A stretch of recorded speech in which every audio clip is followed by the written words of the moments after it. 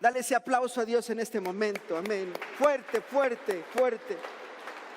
Y cree que esta es nuestra identidad.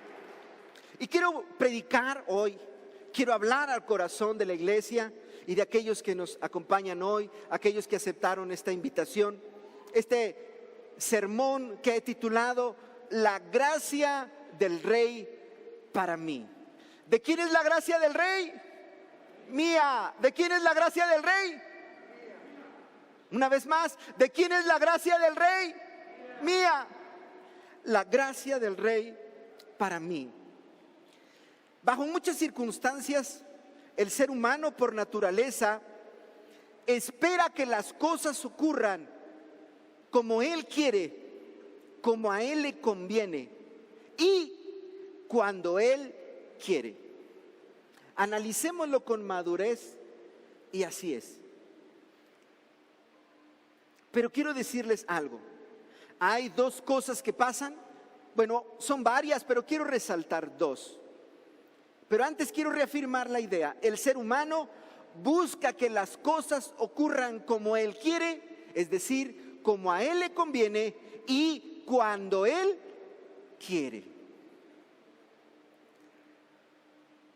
Alguien dijo, me quiero casar el día de mi cumpleaños y quiero que mi hijo nazca el día del cumpleaños de mi papá.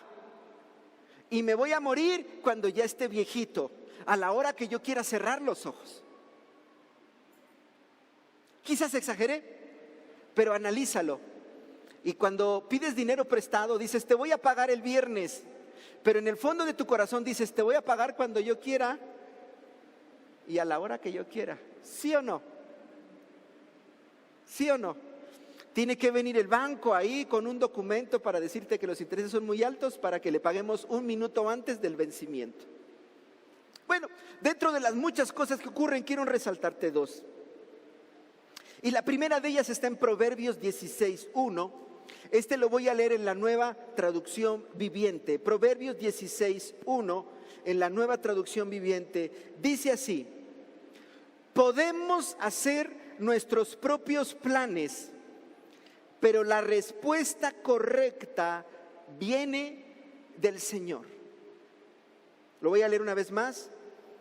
Podemos hacer nuestros propios planes, pero la respuesta correcta viene del Señor. ¿Qué significa? Tú quieres que las cosas ocurran como a ti te conviene. Tú quieres que las cosas pasen cuando tú quieres. Pero escucha esto, siempre lo que va a ocurrir es la voluntad de Dios, la soberanía de Dios va a ser la que se va a manifestar. Lo que Dios preparó de antemano. Ahora quiero aclarar esto. Cuando decimos que lo que va a ocurrir es la voluntad de Dios, entiende que la voluntad de Dios está en dos líneas. Número uno, la voluntad perfecta de Dios. ¿Cuál es la voluntad perfecta de Dios? Lo que Dios preparó para ti y lo que Dios preparó para mí. Hace unas semanas predicaba y leíamos un pasaje. Esto fue en los grupos de amistad. En las células enseñábamos un pasaje del libro de Apocalipsis, donde entendimos que Cristo pagó por nuestros pecados aún antes de la fundación del universo. Él ya había sido entregado por nosotros. Entonces, la voluntad perfecta de Dios es cuando el propósito de Dios que tenía aún de nosotros antes de nacer se hace real. Pero hay otra voluntad que no es la voluntad perfecta de Dios. Se le llama o se le conoce como la voluntad permisiva de Dios. ¿Cuál es la voluntad permisiva de Dios? Cuando Dios respeta el libre albedrío, la capacidad que cada persona tiene de decidir. Un ejemplo muy sencillo que repetí en días pasados es el siguiente. El rey Agripa. La voluntad de Dios es que todos sean salvos y que ninguno se pierda. El apóstol Pablo llega a evangelizar, a presentar el evangelio del reino al rey Agripa y a su esposa. Para esto ellos ya habían sido inquietados por querer escuchar. Y el rey Agripa le contesta: por poco me persuades. ¿Qué significa? Que recibió la noticia del evangelio, pero su corazón se endureció, se llenó de orgullo y él decidió rechazarlo. La voluntad perfecta de Dios es que todos sean salvos, pero cuando el evangelio tocó el corazón del rey Agripa, ¿qué dijo él? Me gusta, pero no. Esa se llama voluntad permisiva de Dios. ¿Por qué? Porque Dios va a decir: está bien. ¿Qué quiero decir con esto? Hemos aprendido también que muchos de los problemas tienen como causa nuestros errores, nuestras malas decisiones, donde Dios no tiene nada que ver.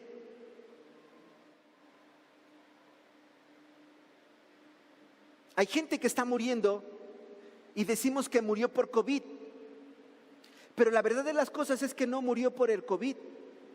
El COVID tomó la negligencia de ese cuerpo que ya tenía enfermedades o que ya tenía una debilidad, y esta enfermedad toma esa autoridad y produce la muerte. Puede pasar eso también. Y ahí no es el COVID, y ahí no es Dios, es la persona que abrió su boca tontamente y dijo: si de algo me tengo que morir, que me muera. La vida es para disfrutarla, denme de comer de todo. Quizás alguien piensa así. Quizás alguien sabe que tiene que hacer ejercicio, que tiene que caminar, y decide seguir sentado.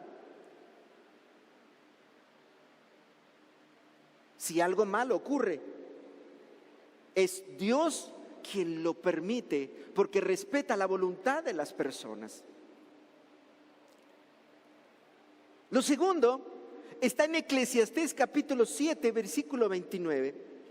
Este lo voy a leer en la Nueva Biblia al Día. Eclesiastés 7, 29, en la Nueva Biblia al Día, dice así: y descubrí que si bien Dios hizo íntegros a los hombres, cada cual se apartó para ir por su camino cuesta abajo.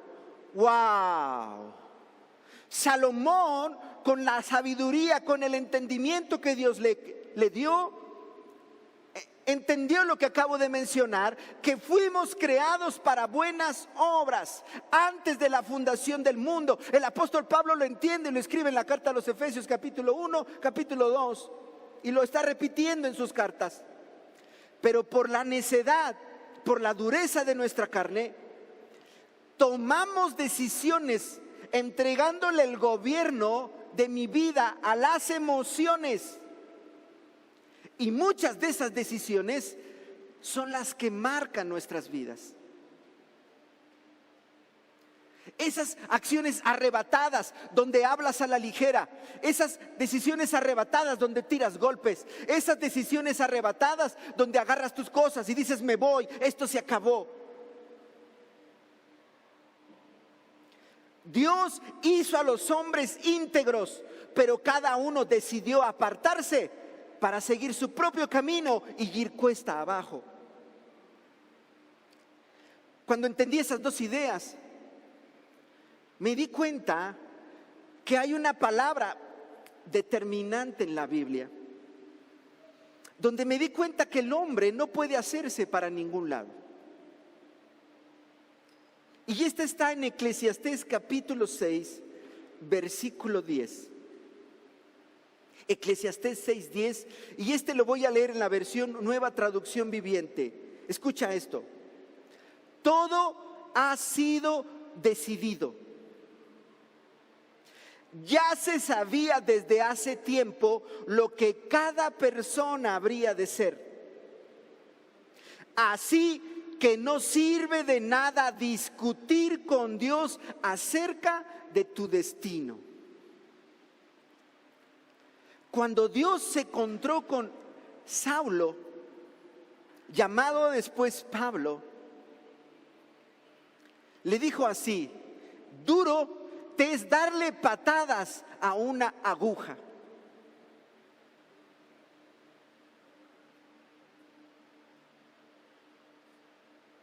Estás luchando contra tu propio destino.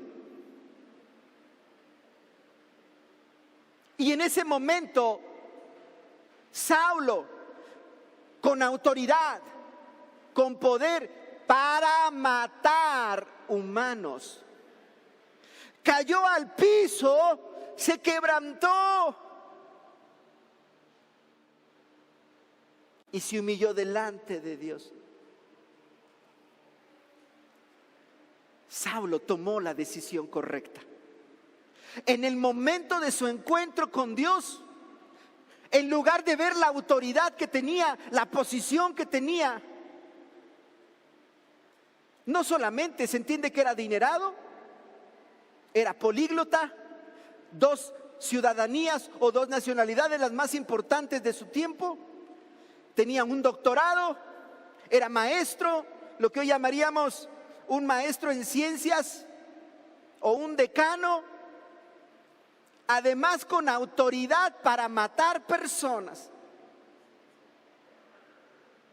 Y cuando se encontró con Dios,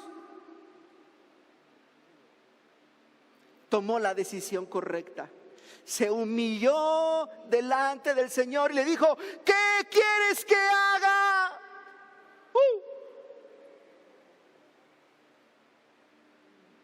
Hoy Dios, su palabra está golpeando tu vida. Y en unos minutos más, tú también vas a tener que tomar una decisión. Puedes, como Agripa, decirle a quien te invitó a esta reunión. Puedes, como el rey Agripa, decirle a quien te invitó a seguir esta transmisión: wow, qué bonito es lo que ustedes hacen, sentí muy bonito, me gusta, creo que es bueno, pero ¿qué crees? Eso para mí no es. O quizás otra persona diga: no, porque esa no es la religión que me enseñaron mis padres. El rey Agripa dijo: por poco me convences de ser cristiano, pero ¿qué crees? Me está esperando la droga, me está esperando el alcohol, me está esperando el baile, me están esperando las mujeres, me están esperando las diversiones que matan el cuerpo. O puedes rendirte como Saulo, haciendo a un lado tu posición y diciéndole a Dios: Padre, ¿qué quieres que yo haga? ¿Alguien de aquí me puede decir para quién es la gracia del Rey? ¿Alguien aquí me puede decir para quién es la gracia del Rey? ¿Para quién es la gracia del Rey? ¿Para quién es la gracia del Rey? Y te voy a platicar algo que pasó hace muchos años. El primer rey de Israel, ungido por la gracia de Dios, escogido por el poder de Dios para traer libertad y dirección al pueblo de Dios, se llamó Saúl. Y llegó el día donde, en una batalla que se llevó a cabo en un lugar llamado Jezreel, él, junto con uno de sus generales, que era su hijo, el príncipe de Israel, Jonatán, murieron. En esa batalla, cuando se sabe que el rey Saúl y su hijo, el príncipe Jonatán, han muerto, es oprimido instantáneamente, momentáneamente el pueblo de Israel. Y la noticia llega a casa. Y a partir de ese día inició otra guerra. Pero esta guerra no fue ya contra filisteos o madianitas. Ocurría que había una palabra profética de que ya había un nuevo rey, y este era el hijo de un hombre llamado Isaí. Y este hombre se llamaba ¿cómo? ¿Cómo? David. Entonces ocurre que los de la tribu de Judá reconocen a David, hijo de Isaí, como su rey. Y los de Israel reconocen a Isboseth, hijo de Saúl, como rey. Entonces en ese momento había dos reyes: David, reconocido como rey de Judá, y Isboseth, hijo de Saúl, como rey de Israel. Y empieza una batalla entre los seguidores de Saúl, comandados por el general llamado Abner, contra aquel grupo de hombres que habían sido enlutados, endeudados, rechazados y despreciados, que seguían a David.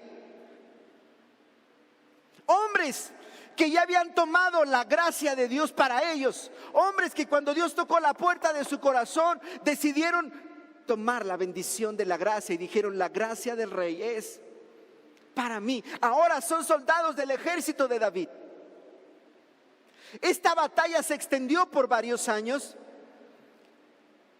Y el segundo libro de Samuel, capítulo 3, dice que mientras el rey David iba ganando fama, el ejército de los que seguían a Saúl, ahora comandados por Abner, que defendían al rey Isboseth, menguaba su fama. Hasta que llegó el día que Abner reconoció que el rey de Israel no era Isboseth, sino David. El día que Saúl y Jonatán murieron, cuando la noticia llegó a casa, había en casa un niño que tenía en ese momento 5 años de edad. Y cuando se enteran que su padre y que su abuelo habían muerto, su nodriza, llena de miedo, quién sabe qué tantas cosas pensó ella, lo agarra en sus brazos y se va corriendo, huyendo de ese lugar. La Biblia no describe qué pasó, pero se entiende que se tropezó, se entiende que se cayó, algo pasó. No sabemos si iba andando, no sabemos si iba en caballo, no sabemos cómo fue precisamente el accidente. La Biblia solamente dice que ese niño de 5 años cayó y al caerse se lastimó, de tal manera que a partir de ese día ya no pudo caminar más, quedó cojo. Ahora, ¿qué es lo primero que quiero resaltar aquí? ¿Se acuerdan que acabo de mencionar que cuando el rey Saúl muere, cuando el príncipe Jonatán muere, Abner, el general del ejército de Saúl, uno de los más fuertes después de Jonatán, reconoce a Isboseth, hijo de Saúl, como rey de Israel? ¿Se acuerdan que mencioné eso? Eso significa que la familia de Saúl no estaba desprotegida, tenía seguridad, porque el rey seguía siendo un hijo de Saúl. Pero escúchame bien, cuando el miedo llega a una vida, el miedo atonta. ¿Me dejan usar una palabra más coloquial? El miedo te amensa. A ver, voy a decirlo más bonito. El miedo hace que pierdas inteligencia. ¿Cuál de las tres les gustó? Bueno, la que les quede. A mí me quedó la tercera. Entonces, esta mujer llena de miedo perdió la inteligencia. Y en lugar de saber que tenía seguridad, porque el rey era ahora el tío del ahora huérfano, en lugar de reaccionar que si el tío era el rey, muy seguramente el sobrino iba a tener la posibilidad de llegar a ser rey. Pero el miedo te amensa. Si tú analizas tu vida, el miedo te ha enfermado físicamente. El miedo te ha hecho endeudarte. El miedo te ha hecho tomar decisiones de las cuales después te has arrepentido. Y esta mujer, llena de miedo, tomó una decisión: tomar a ese niño huérfano, descendiente de la casa real, posible heredero, si no del reino, tenía toda la herencia de su padre, el príncipe de la casa de Israel. Y ella, llena de miedo, lo tomó y se lo llevó. Y en ese momento, este niño de 5 años quedó marcado para toda su vida por una mujer que tomó una decisión gobernada por sus emociones. Yo quisiera que tomes unos minutos. Yo sé que Dios ya tomó el control de esta reunión. Cuando mi esposa empezó a hablar, yo tenía dudas si al empezar a predicar íbamos a tener un tiempo de sanidad interior, que iba a ser aquí. Pero ya hace unos minutos mi esposa empezó a orar por eso. Y como una nalgadita, ya no lo vamos a hacer ahorita porque ya lo hicimos hace ratito. Y si no oraron porque no oran, chiras pelas.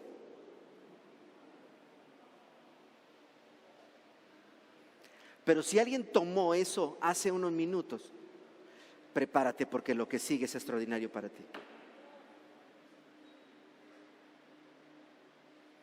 Así que si alguien se amenzó y no oró cuando tenía que orar, porque no es un adorador,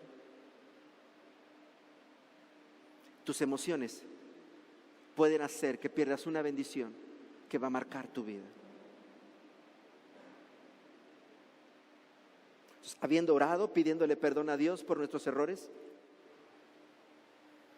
habiéndole dicho a Dios: Señor Padre, perdóname, porque estando enojado, porque estando ofendido, abrí mi boca a la ligera, porque tomé decisiones molesto, incómodo, porque lleno de ira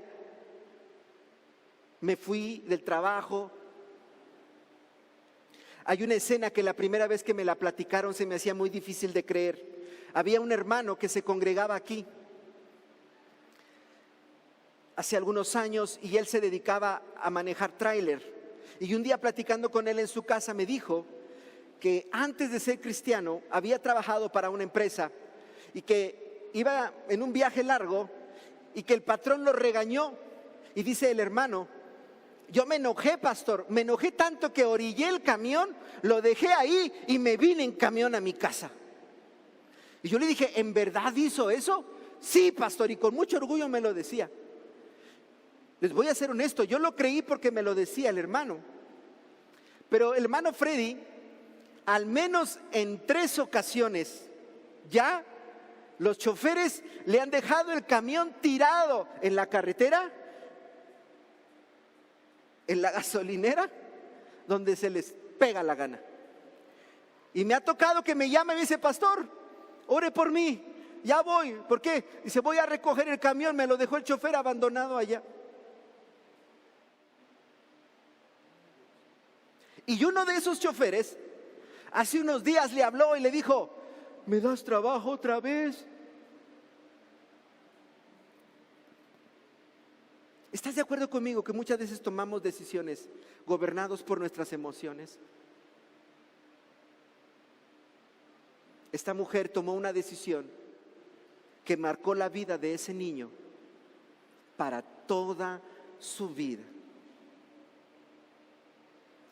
La batalla entre el ejército de Saúl, comandado por Abner, la batalla por los soldados que seguían a David, aumentó. Mencionaba hace unos minutos, hasta que Abner dijo: reconozco que David es el rey ungido de Dios. Y fue a David y hizo un pacto y le dijo: los de Israel te reconocemos como rey. Y llegó el día donde estamos todos reunidos, se reconoce al rey de Judá, ahora rey David, como rey de Israel. Y en este momento se cumple la promesa, la palabra profética de Dios para David. David era el rey de toda la casa de Israel. ¡Wow!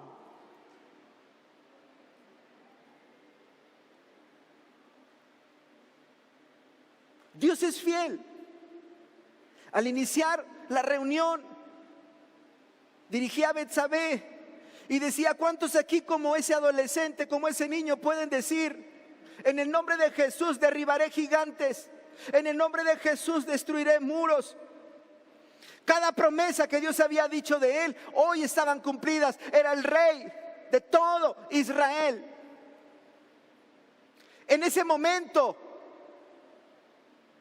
uno de los soldados de David traiciona a David y asesinan a Abner por un asunto X. Y esto hace que Isboset, el hijo de Saúl, quien era reconocido como rey de Israel, entrara en pánico. Y una noche se va a dormir, y esa noche 2 de sus siervos entran a su cuarto mientras está dormido y lo matan a puñaladas, lo hacen pedazos a Isboset. Una vez más, el miedo gobernando las conductas de una persona. Isboset tenía su confianza puesta en Abner, no en Dios. Y cuando le dicen a Isboset: ha muerto, Isboset se derrumba. ¿En quién tienes tú puesta tu confianza? Platicaba con alguien en esta semana y me decía que en su empresa ya entraron en un paro de algunos días por cuestión de que no hay energía que suministre para que los equipos puedan trabajar. Y entonces la empresa anunció que todos los trabajadores que van a descansar les van a pagar el 50% de su salario. Y en eso me dice esta persona: pastor, ¿pero qué cree? Muchos de ellos tienen créditos de Infonavit, otros tienen créditos de Fonacot, otros tienen créditos de Infonavit, créditos de Fonacot, o otros tienen créditos en Coppel o en el banco. Isboset tenía puesta su confianza en Abner, porque el que lo puso como rey fue Abner, no Dios. Muchos tienen su confianza en el trabajo, en el salario. Gano tanto, como gano tanto, voy a hacer mi presupuesto. Como voy a durar en esa empresa tantos años, voy a tener tanto dinero, y entonces me puedo comprometer a comprar esto y esto y esto, y sé que lo voy a poder pagar. Pero no contabas con la astucia de una pandemia que trajera paros. Pero no contabas con la astucia de un problema climatológico que trajera paros. Pero yo tengo mi confianza puesta en el rey, y la gracia del rey es para mí.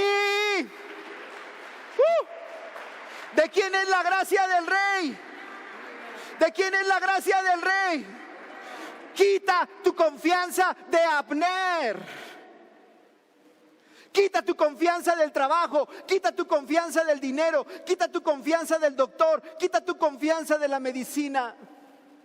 Y sabe que la gracia del rey es para ti. Pon tu confianza en él. Isboset se derrumbó cuando le dijeron: Abner ha muerto. Hay gente, créemelo, que ha caído en depresión y que se ha suicidado cuando ya no puede pagar, porque en quien puso su confianza ya no hay sustento.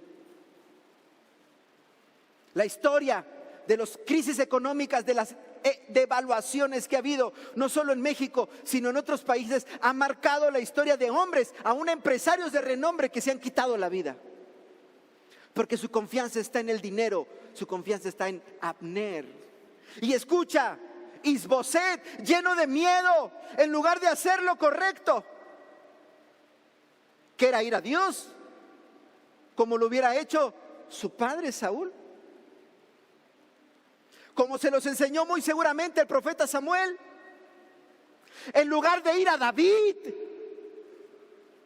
Yo me atrevo a decir que Isboset se crió como amigo o como hermano de David, porque David reconocía a Saúl como padre. David se fue a vivir a la casa de Saúl, muy seguramente convivió con Isboset.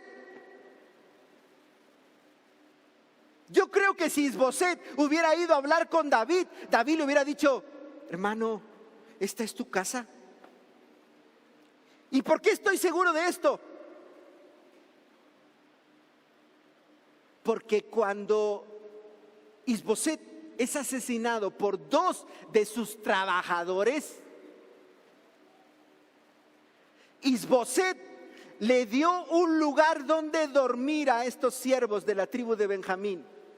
Y esos malagradecidos, en lugar de reconocer que él les dio trabajo, que él les dio donde vivir cuando no tenían, ahora que vieron la oportunidad del cambio de rey, entraron a su recámara y ahí lo mataron.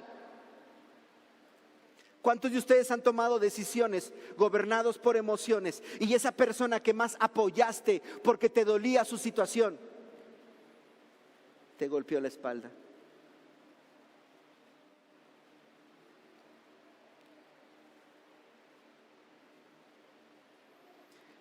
La voluntad permisiva de Dios significa que Él respeta cuando tú, en lugar de poner tu confianza en el rey, te dejas dominar por el miedo, te dejas dominar por el sentimiento que llamas amor, por el sentimiento que llamas misericordia, y quieres ayudar a quien es mala tierra.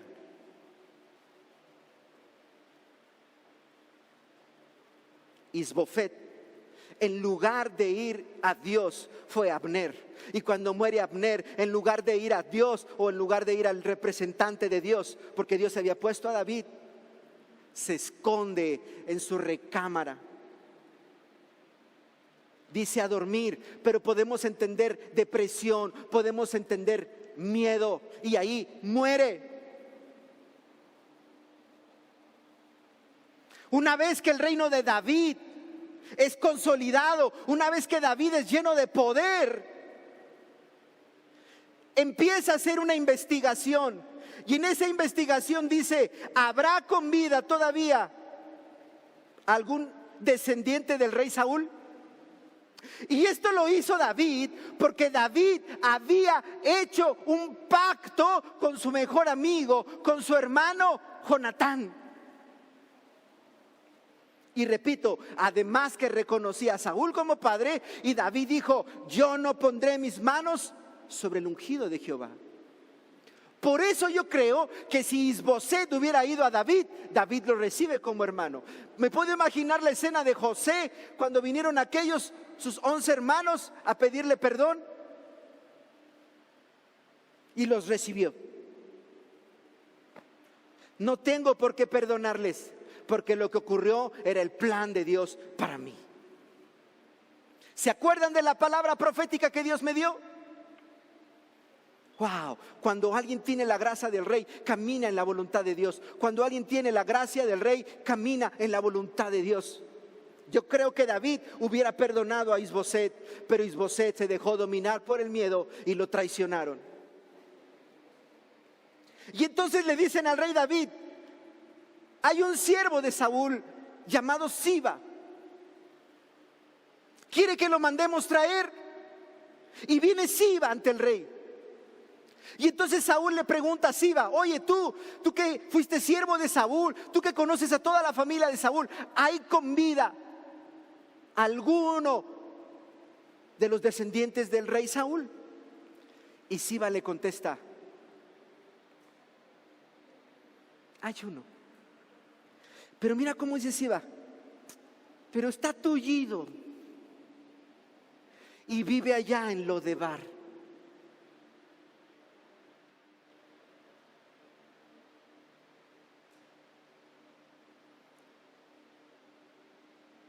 Mefiboset, ese hombre que a la edad de 5 años, por el error de una mujer que actuó dominada por los sentimientos, hoy estaba tullido, y asimismo se califica como un perro porque vivía en Lodebar.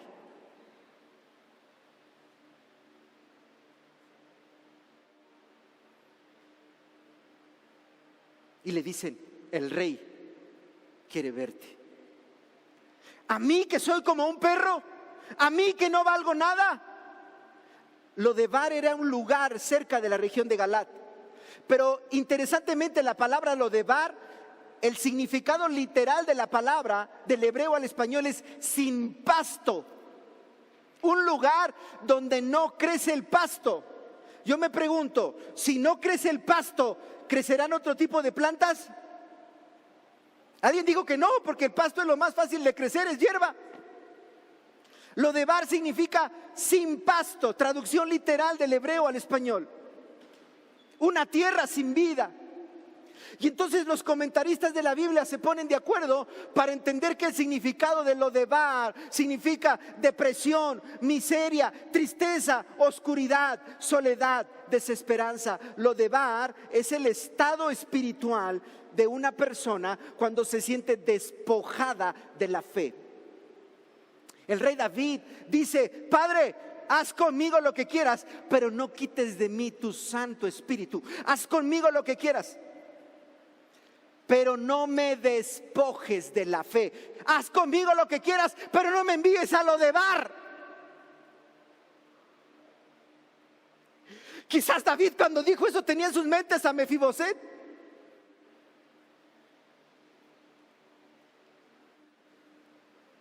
Desconozco cómo te sientas tú ahora. El día de ayer me avisaron que mi tío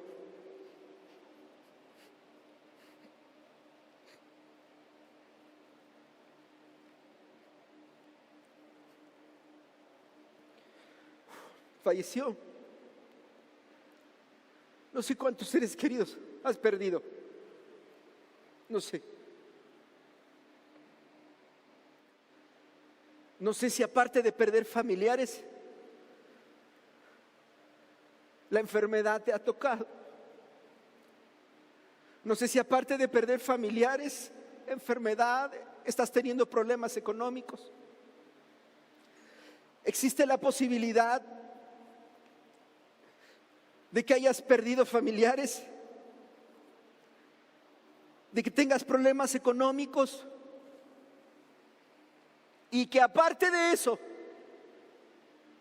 las personas que amas te hayan traicionado.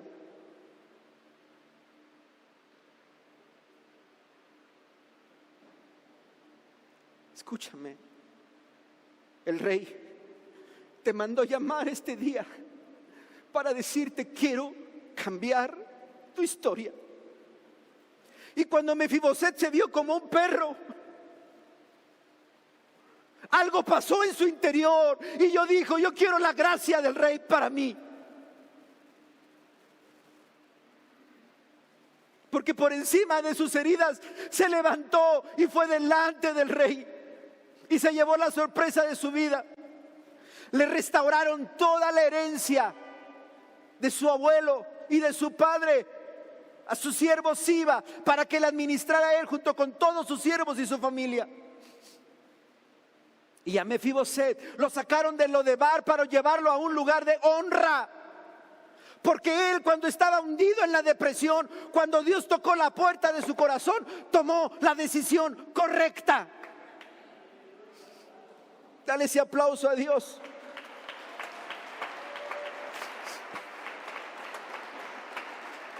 Y yo te quiero preguntar a ti. El Señor te dice: he aquí, yo estoy a la puerta y llamo. ¿Quieres que Jesús entre a tu vida y se convierta en el Señor de tu corazón? ¿Estás dispuesto a poner en orden tus acciones? Está escrito: quítese de vosotros toda ira, toda contienda, toda amargura, idolatrías, pecados de perversión sexual, diversiones malsanas. ¿Estás dispuesto a renunciar a todo eso que te ha metido en problemas por convertirte en amigo de Dios? ¿Estás listo